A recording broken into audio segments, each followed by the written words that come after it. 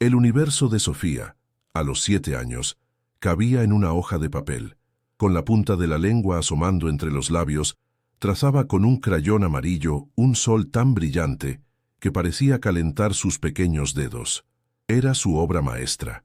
Una familia bajo ese sol, con sonrisas torcidas y manos unidas. Su papá, en el centro, era el más alto, el más fuerte. Había pasado toda la tarde perfeccionando su figura, dándole los mismos ojos cansados que veía cada día, pero esta vez, en el papel, esos ojos la miraban a ella. Sostuvo el dibujo como un escudo frágil, un pasaporte a un mundo donde el silencio de su padre no existía. Con el corazón latiéndole en la garganta, se levantó. Iba a mostrárselo. Hoy sería el día en que él, por fin, la vería. Salió de su cuarto y cruzó el pasillo. Un corredor de sombras donde los únicos sonidos eran el zumbido de la nevera y el crujir del suelo bajo sus pies. Su padre, Ricardo, estaba sentado en el sofá de siempre, con la mirada perdida en la pared descascarada. No veía la televisión, no leía. Solo existía en una quietud gris que absorbía todos los colores de la casa.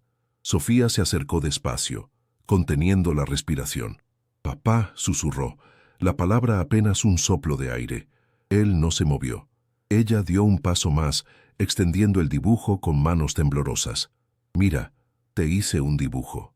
El papel vibraba con la esperanza de una niña de 7 años, una ofrenda de amor puro esperando ser recibida. Era todo su mundo en una hoja. Ricardo giró la cabeza lentamente, como si el movimiento le costara un esfuerzo sobrehumano. Sus ojos, vacíos y distantes, se posaron en el dibujo, pero no lo vieron. Fue una mirada que pasó a través del papel, a través de la niña, como si ambos fueran de cristal. No hubo enojo, ni siquiera indiferencia. Hubo algo peor. La nada. Un vacío absoluto.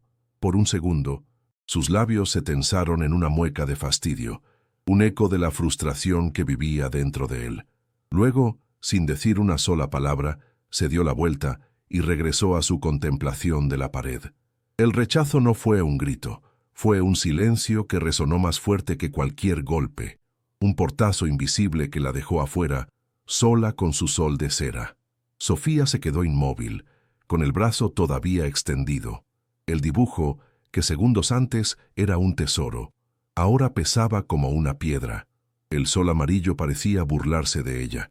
Sintió como el frío del silencio de su padre le subía por los pies, congelándole el pecho.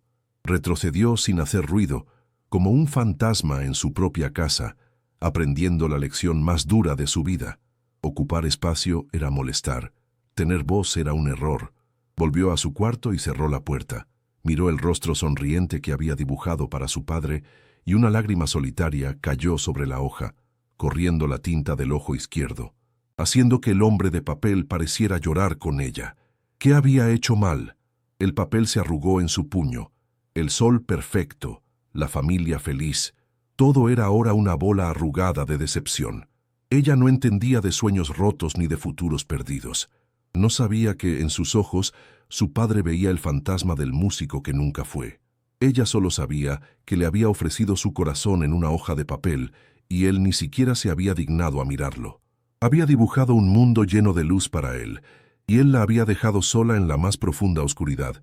Ella solo quería ser amada. ¿Acaso era pedir demasiado?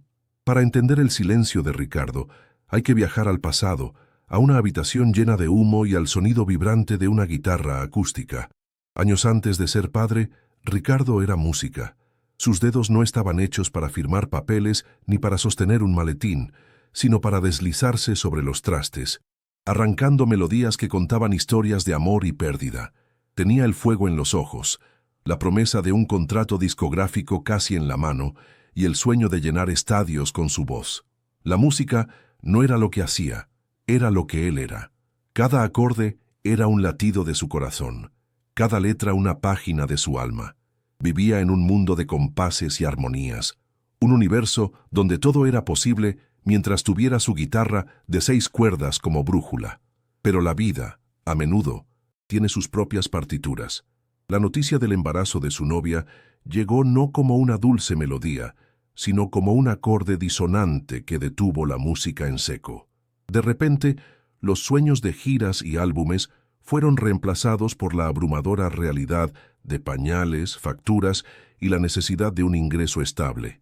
La promesa de un futuro brillante se desvaneció ante la urgencia de un presente implacable. La decisión más dolorosa de su vida la tomó una tarde gris. Vendió su guitarra, aquella que era una extensión de su cuerpo, para comprar una cuna. El dinero que recibió a cambio se sintió pesado y frío en su bolsillo, como las monedas sobre los ojos de un muerto. Ese día, Ricardo el músico murió para dar paso a Ricardo el proveedor. Su nuevo escenario fue una oficina anónima, bajo el zumbido monótono de luces fluorescentes. Cambió los aplausos por el tecleo rítmico de una computadora y las melodías por el murmullo de conversaciones vacías. Cada día era una repetición del anterior, un purgatorio de rutina y resignación. Se movía como un autómata, cumpliendo con sus obligaciones con una eficiencia vacía. Pero su alma se había quedado atrás, en aquel bar lleno de humo, en la última nota que tocó. El color se había drenado de su mundo, dejándolo en una escala de grises que reflejaba el luto perpetuo que sentía por la vida que había perdido. Se convirtió en un fantasma mucho antes de hacer que su propia hija se sintiera como uno. Y entonces, en medio de ese desierto emocional, nació Sofía. Para Ricardo, mirarla era insoportable. En sus ojos grandes y curiosos no veía el milagro de una nueva vida, sino el reflejo de su propio fracaso. Veía la cuna que le costó su guitarra, las noches sin dormir que le robaron sus canciones, la responsabilidad que encadenó sus sueños. Inconscientemente, la convirtió en el símbolo viviente de todo lo que había perdido. Su risa infantil no era alegría, era una burla a su silencio. Sus pequeños brazos buscando un abrazo eran las cadenas que lo ataban a esa vida que detestaba. No la odiaba a ella, odiaba el espejo en que se había convertido, uno que le devolvía cada día la imagen del hombre que pudo ser y nunca fue. El resentimiento se convirtió en un veneno que se administraba a sí mismo a diario, y el silencio fue la manifestación de esa lenta autodestrucción. Construyó un muro invisible a su alrededor, no tanto para mantener a Sofía alejada, sino para proteger las ruinas de su identidad rota. Se encerró en una prisión de amargura, donde los únicos compañeros eran los fantasmas de sus canciones no escritas. El hombre que una vez tuvo el poder de conmover a extraños con su voz se había vuelto incapaz de pronunciar una palabra de afecto a su propia hija. Su silencio no era un castigo para ella, sino la sentencia que él mismo se había impuesto. Una vida sin música, sin pasión, sin conexión. Así, Ricardo se aferró con desesperación al luto por su futuro perdido, ignorando el amor que florecía tímidamente a su lado. Se convenció de que su sacrificio había sido en vano, y esa creencia lo cegó a la posibilidad de encontrar una nueva melodía en la risa de su hija. No era un monstruo, solo un hombre quebrado que, al intentar proteger los pedazos de su sueño roto, cortó las manos de la niña, que solo quería ayudarlo a recogerlos. ¿Tú habrías hecho algo diferente en su lugar? La casa de Sofía no tenía monstruos debajo de la cama. El monstruo se sentaba a la mesa cada noche. El silencio se había convertido en un miembro más de la familia, uno denso y pesado que ocupaba la silla más importante y se comía el aire de la habitación. Las cenas eran un ritual de tortura silenciosa. El único sonido era el tintineo metálico de los cubiertos contra los platos, un metrónomo que marcaba el lento pasar de los minutos. Sofía aprendió a comer con la cabeza gacha, estudiando los patrones de su plato como si contuvieran los secretos del universo. Levantaba la vista a veces, solo por un segundo, buscando una señal en el rostro de su padre, pero solo encontraba un desierto, un vacío que la absorbía. Si te hubieras sentado en esa mesa, ¿qué habrías hecho para romper ese silencio? Su madre, atrapada en el fuego cruzado del dolor de dos personas a las que amaba, intentaba tejer puentes con hilos de seda que se rompían al instante. «¿Cómo te fue en la escuela, cariño?», preguntaba, y su voz sonaba demasiado fuerte, casi una profanación en el templo del silencio. Sofía murmuraba un «bien», una palabra diminuta que moría antes de llegar al otro lado de la mesa. Veía la derrota en los ojos de su madre, una tristeza cansada que parecía pedirle disculpas por todo. Sofía se sentía culpable por el dolor de su madre, como si su propia existencia fuera la causa de esa atmósfera irrespirable. Era una carga doble, la indiferencia de su padre y la pena de su madre. ¿Es justo que un niño cargue con el peso de los sueños rotos de sus padres? La escuela era solo una versión más ruidosa de su hogar. En el patio, las risas de los otros niños sonaban como un idioma extranjero que ella nunca aprendería.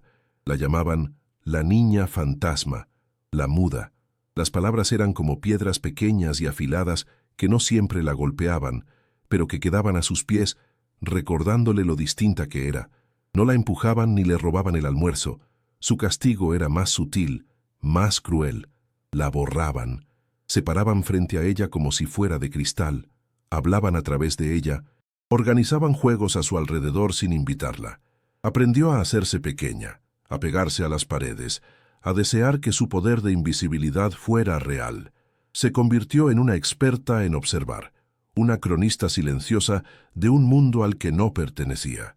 Su único refugio eran las páginas de un cuaderno gastado. Allí, el silencio no era un castigo, era un lienzo. Con un lápiz de grafito, creaba mundos donde no necesitaba hablar para ser escuchada. Dibujaba reinas solitarias en castillos de nubes, guerreros que luchaban contra sombras y niñas que podían volar. Sus personajes no sonreían con sonrisas falsas. Sus ojos contenían galaxias de emociones que ella no se atrevía a mostrar.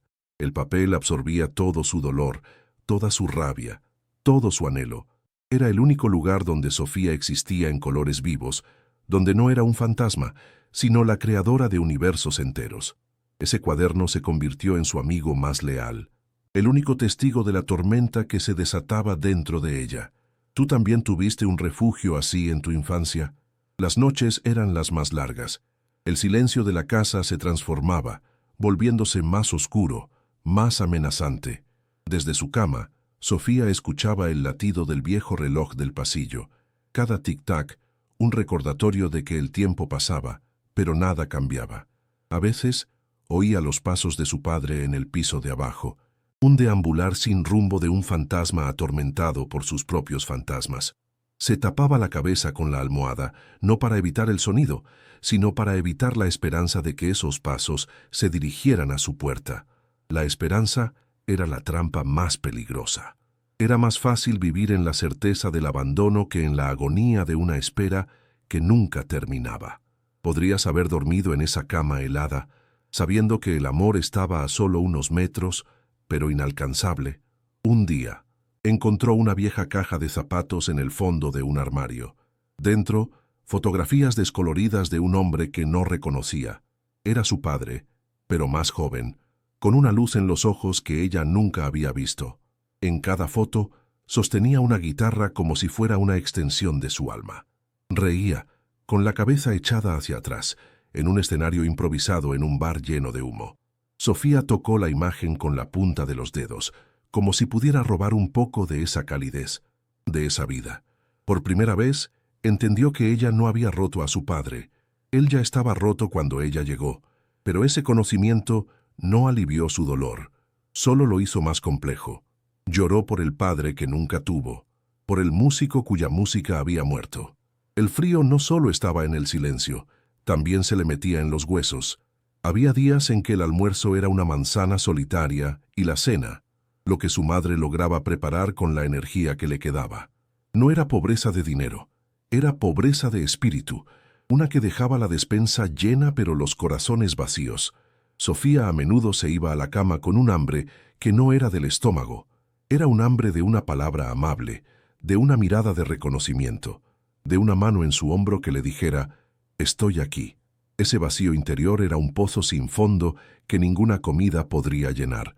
Mucha gente dice que un niño necesita comida y un techo, pero ¿se puede sobrevivir sin amor? ¿Realmente se vive? En la escuela, una maestra leyó una historia sobre un patito feo que se convirtió en cisne. Todos los niños suspiraron al final. Sofía no. Para ella, la historia era una mentira cruel. ¿Y si el patito nunca descubría que era un cisne? ¿Y si se pasaba toda la vida creyendo que era feo, indigno, un error de la naturaleza, solo porque nadie a su alrededor fue capaz de ver su belleza? Se quedó mirando por la ventana, viendo su propio reflejo borroso en el cristal. No veía un cisne, solo veía a una niña pequeña y gris, un error en un mundo lleno de colores vibrantes. La esperanza que ofrecían los cuentos de hadas se sentía como una burla a la dura realidad de su vida. Desarrolló pequeños rituales para sobrevivir, contaba las grietas en la acera de camino a casa, ordenaba sus lápices por color una y otra vez, se aferraba a la rutina como un náufrago a un trozo de madera. La previsibilidad era su única forma de control en un mundo emocionalmente caótico, pero a veces la armadura se rompía. Un día vio a un padre levantar a su hija en el parque, haciéndola girar hasta que su risa llenó el aire. Sofía sintió una punzada tan aguda en el pecho que tuvo que apoyarse en un árbol para respirar. Fue un vistazo a un universo paralelo, a la vida que debería haber sido la suya.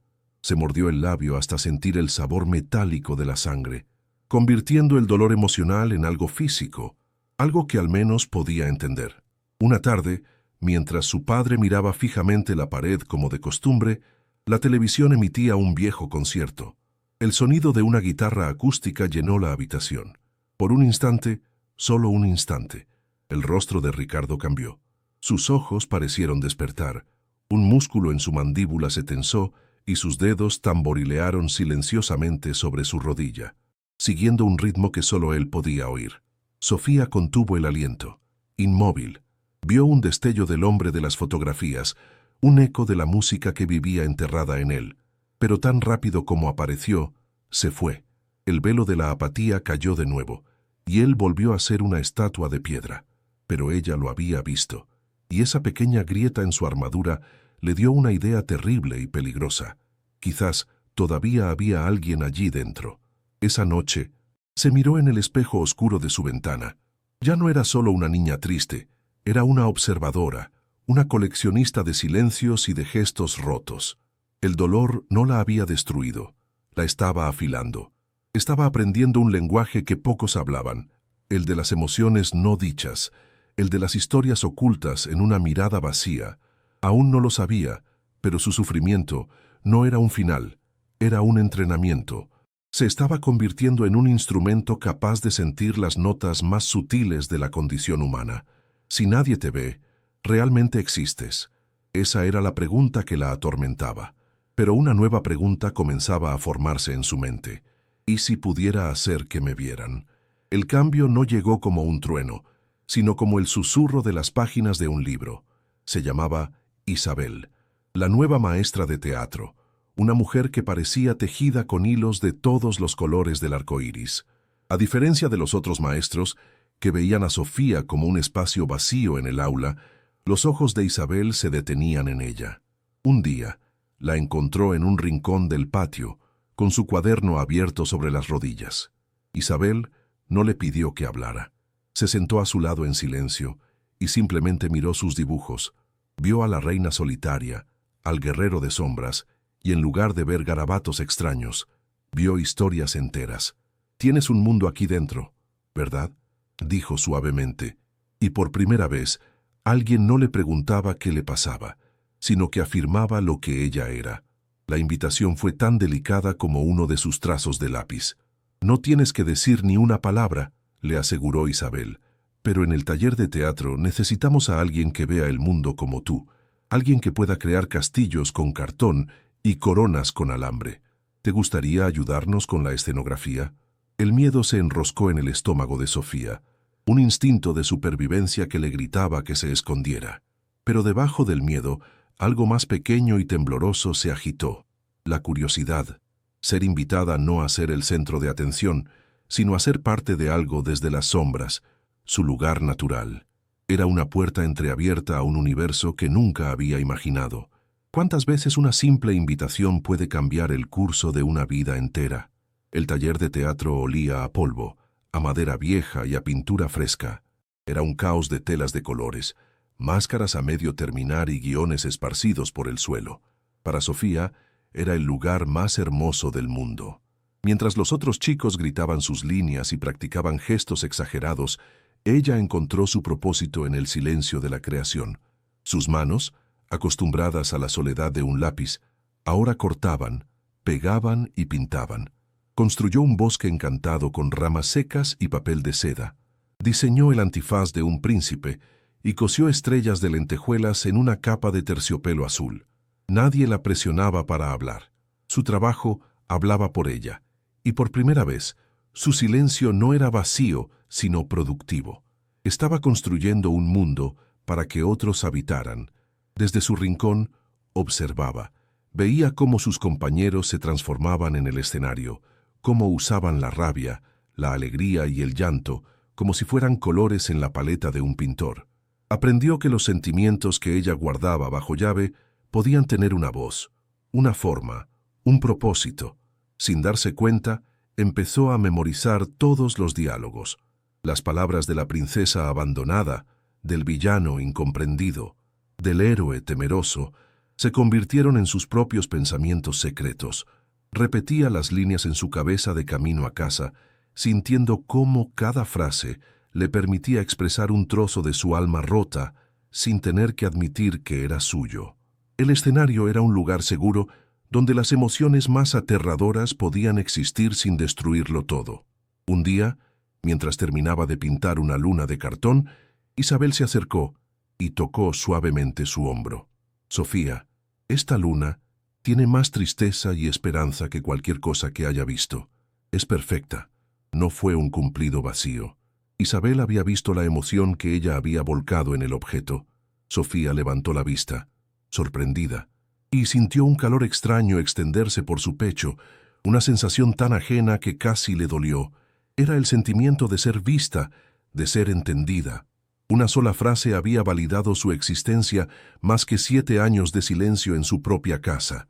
¿Nos damos cuenta del poder que tienen nuestras palabras para construir o destruir el mundo de un niño?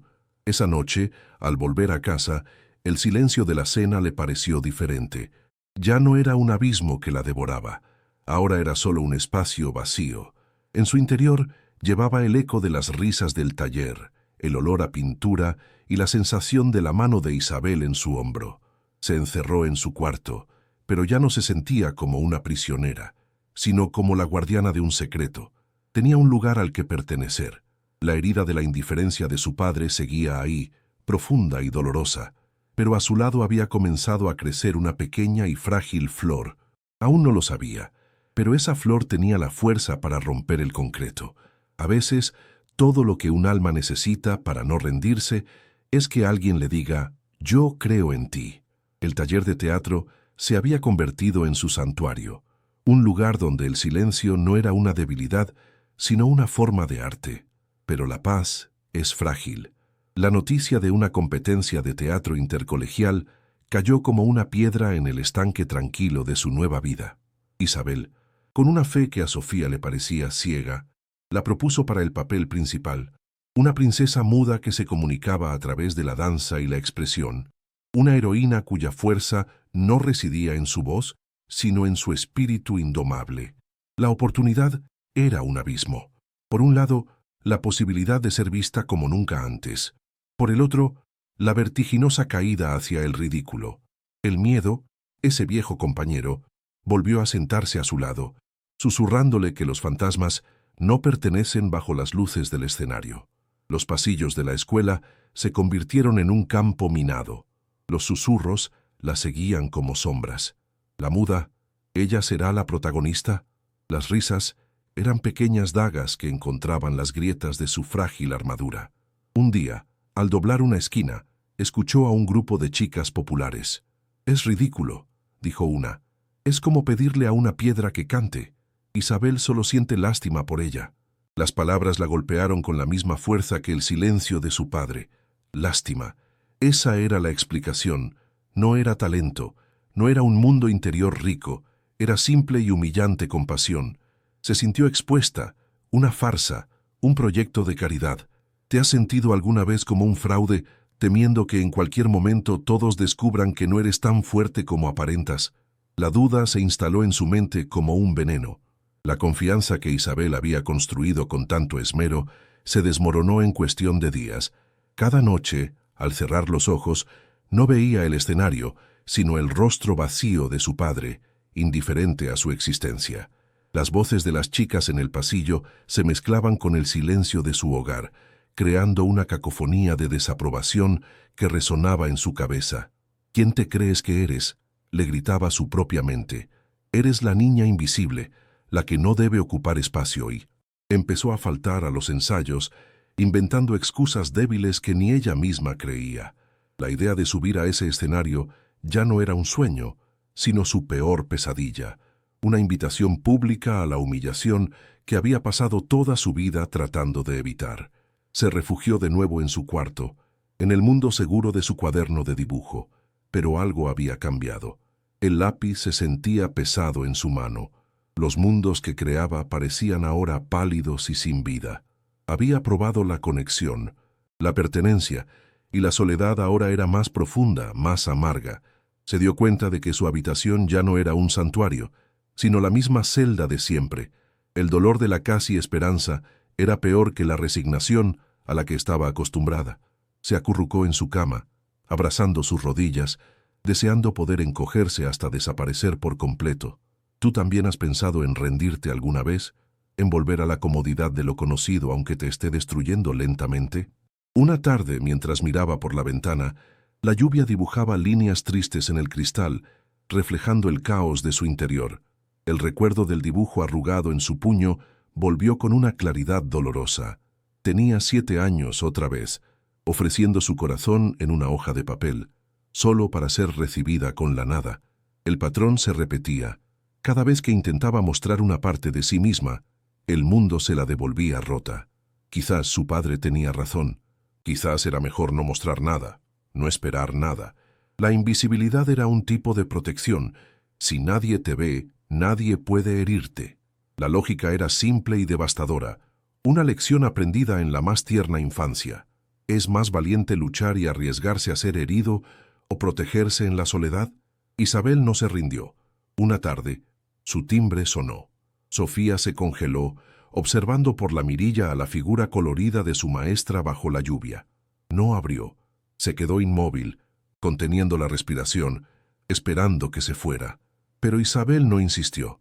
Simplemente habló a través de la puerta, su voz amortiguada por la madera, pero firme. «No vengo a convencerte, Sofía. Solo quiero decirte que el miedo es un actor terrible. Siempre olvida sus líneas y solo sabe interpretar un papel, el de decirte que no puedes». Hizo una pausa. «Pero tú no eres el miedo. Eres la historia que aún no se ha contado». Sus palabras se quedaron flotando en el aire, una llave dejada en el umbral de su prisión. Antes de irse, Isabel deslizó algo por debajo de la puerta. Era el guión. Sofía esperó hasta que el sonido de sus pasos se desvaneció y lo recogió con manos temblorosas. En la portada, una nota escrita con la caligrafía elegante de su maestra. «El mundo ya está lleno de gente que habla sin decir nada. Lo que necesita son almas que sientan sin necesidad de hablar». Sofía se sentó en el suelo del pasillo, el guión en su regazo. La frase era un espejo. Isabel no veía su silencio como un vacío que llenar, sino como un lenguaje en sí mismo. Por primera vez, alguien no intentaba arreglarla, sino que le mostraba la belleza de sus piezas rotas. Abrió el guión y sus ojos recorrieron las páginas. Las acotaciones describían los movimientos de la princesa, su furia silenciosa, su dolor expresado en un giro, su alegría en un salto. Eran sus propios sentimientos, destilados y convertidos en arte. Eran sus gritos silenciosos, sus lágrimas no derramadas, su anhelo desesperado, todo escrito en un lenguaje que ella entendía mejor que nadie, el del cuerpo, el de la emoción pura. Sintió cómo las palabras del personaje se convertían en su propia voz interior, una voz que había estado esperando el guión correcto para poder hablar. Una lágrima solitaria cayó sobre la página, manchando la tinta, no de tristeza, sino de un profundo y abrumador reconocimiento. Esa noche, se miró al espejo. Vio a la niña fantasma, a la que se escondía en los rincones, pero por primera vez vio algo más detrás de sus ojos. Vio a la reina solitaria de sus dibujos, al guerrero que luchaba contra las sombras, a la princesa muda del guión. Eran todas ella, y no estaban rotas, estaban esperando. Tomó una decisión. No iría a la audición para complacer a Isabel, ni para desafiar a las chicas del pasillo. Iría por esa niña de 7 años que arrugó un dibujo, porque nadie le dijo que su sol era hermoso. Iría porque su silencio merecía ser escuchado. Ella había caído, sí, pero algo muy dentro de ella no le permitió quedarse en el suelo. ¿Y tú, te hubieras levantado? Las luces del escenario no solo iluminaban su rostro, parecían nacer de él. A sus 22 años, Sofía ya no se escondía en las sombras, las comandaba. La noche del estreno de su serie, el aire del teatro vibraba con aplausos que eran para ella. Llevaba un vestido del color de la medianoche, pero sus ojos brillaban con la intensidad de 1000 soles, aquellos que una vez dibujó en papel. Cada felicitación, cada abrazo de sus compañeros, era un ladrillo más en la fortaleza que había construido donde antes solo había ruinas. Ya no era la niña fantasma, era la protagonista, no solo en la pantalla, sino en el escenario de su propia vida. Había aprendido a ocupar el espacio, a tener una voz, incluso cuando su personaje más aclamado, irónicamente, apenas hablaba. A kilómetros de distancia, en una sala gris que olía a soledad y a tiempo estancado, Ricardo observaba un televisor parpadeante. La cara que llenaba la pantalla le resultaba familiar y a la vez completamente extraña. Era Sofía, pero no la niña silenciosa que él había borrado de su existencia. Era una mujer cuya mirada contenía galaxias de dolor, fuerza y una belleza que lo dejó sin aire. En una escena, ella lloraba sin emitir un solo sonido, y sus lágrimas silenciosas contaron una historia que él conocía demasiado bien. Reconoció su propia crueldad en la profundidad de esa tristeza. El control remoto cayó de su mano, y por primera vez en 15 años, el músico quebrado sintió una nota discordante en su alma, el agudo y punzante sonido del arrepentimiento. El remordimiento es un motor poderoso y egoísta. Al día siguiente, Ricardo condujo hasta los estudios de televisión, un lugar tan ajeno a su mundo gris como la superficie de la luna. No tenía un plan, solo una necesidad visceral de corregir una partitura que había estado desafinada durante toda una vida. Se movía entre los técnicos y los extras como un fantasma de verdad, un hombre fuera de tiempo y lugar, buscando el rostro que lo había atormentado toda la noche. No buscaba su perdón, porque no se sentía digno de él. Buscaba quizás una forma de aliviar el peso insoportable de su propia culpa, una absolución que creía que solo ella podía darle. ¿Pero se puede pedir que alguien sane una herida que uno mismo infligió? Dentro del estudio, el ambiente era eléctrico. Sofía, rodeada por su equipo, repasaba unas líneas, su risa resonando en el espacioso plató. La luz la amaba, la seguía, acentuando la confianza en su postura, la calma en sus gestos. Había encontrado una familia en ese caos organizado, un lugar donde su sensibilidad no era una carga, sino su mayor activo. La niña que una vez se sintió invisible, ahora era el centro gravitacional de un pequeño universo creativo. La gente la escuchaba, la valoraba, la veía. Había construido, con sus propias manos, el hogar emocional que nunca tuvo. No sabía que, a pocos metros, el arquitecto de su soledad original la estaba observando, preparándose para cruzar el umbral de su nuevo mundo. Él la vio a través de un mar de gente.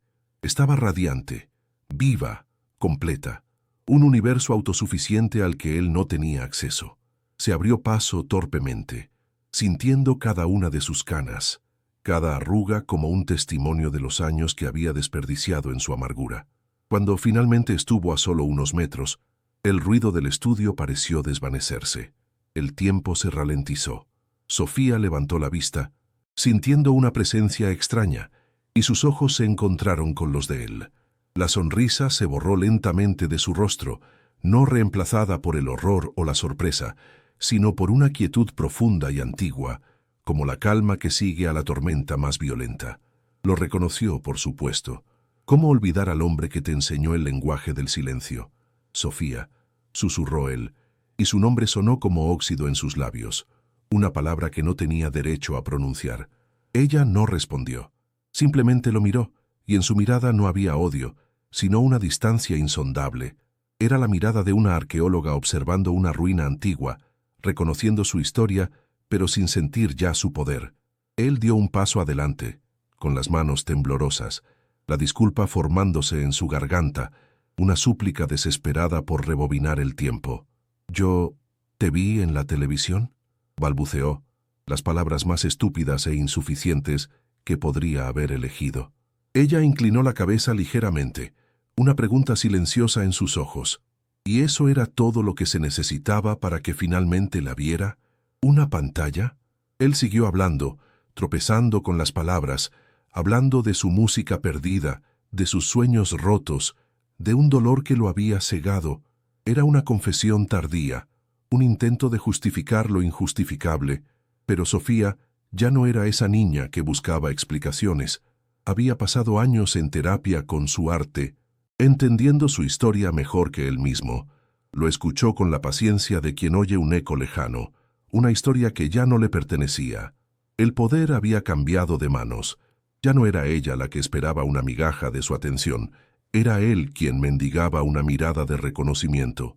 ¿Reconoció su error demasiado tarde? ¿O es que algunas verdades solo se pueden ver cuando la oportunidad de reparar el daño ya se ha perdido para siempre? Cuando él terminó, el silencio que se instaló entre ellos fue diferente a todos los silencios de su infancia. Este no era un silencio de indiferencia, sino uno lleno de todo lo que nunca se diría. Sofía dio un paso hacia él, y por un instante, un destello de esperanza cruzó el rostro de Ricardo, pero ella no lo abrazó. Se detuvo a su lado y le dijo, con una voz tan clara y firme como una campana: «El dolor que me diste fue el primer personaje que aprendí a interpretar. Me enseñaste a expresar todo sin decir una palabra. Así que, en cierto modo, supongo que debería darte las gracias. Fuiste mi primer maestro». Cada palabra fue una estaca en el corazón de su arrepentimiento.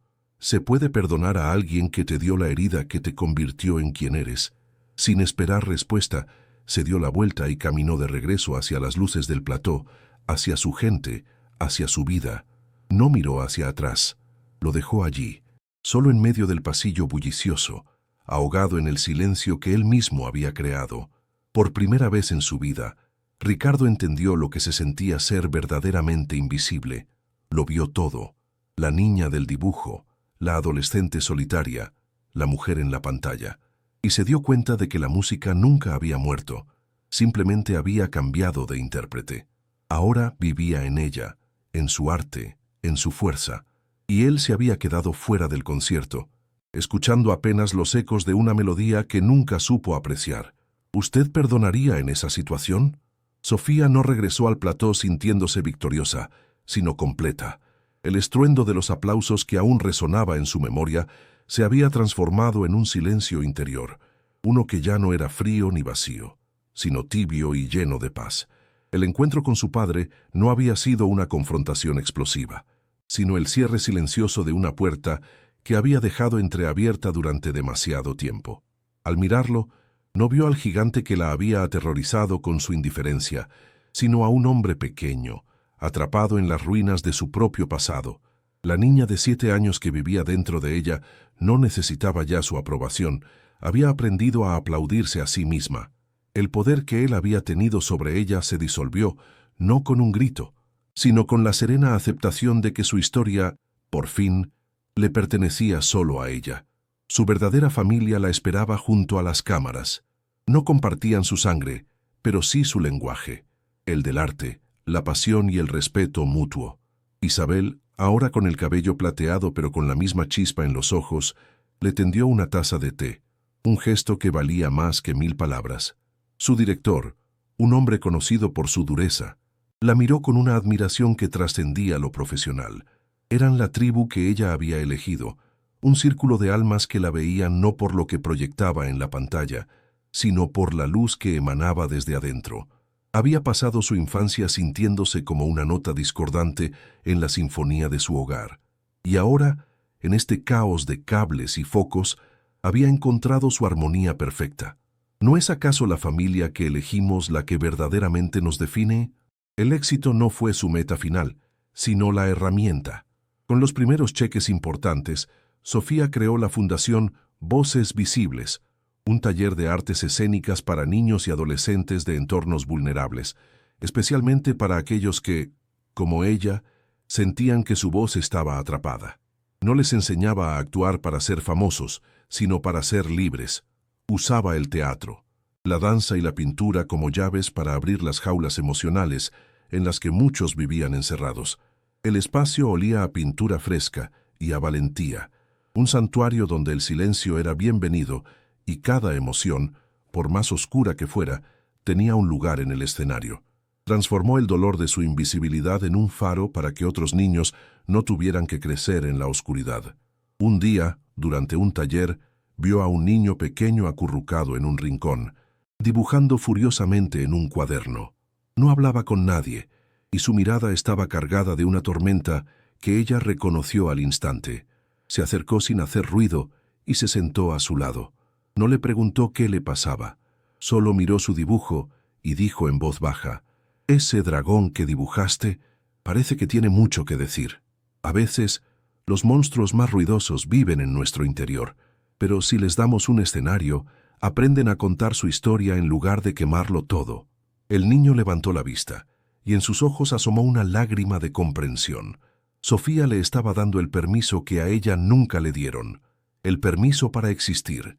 Si vieras a un niño así, sabrías qué decirle. Nunca volvió a hablar con Ricardo, no por rencor, sino porque ya no había nada que decir.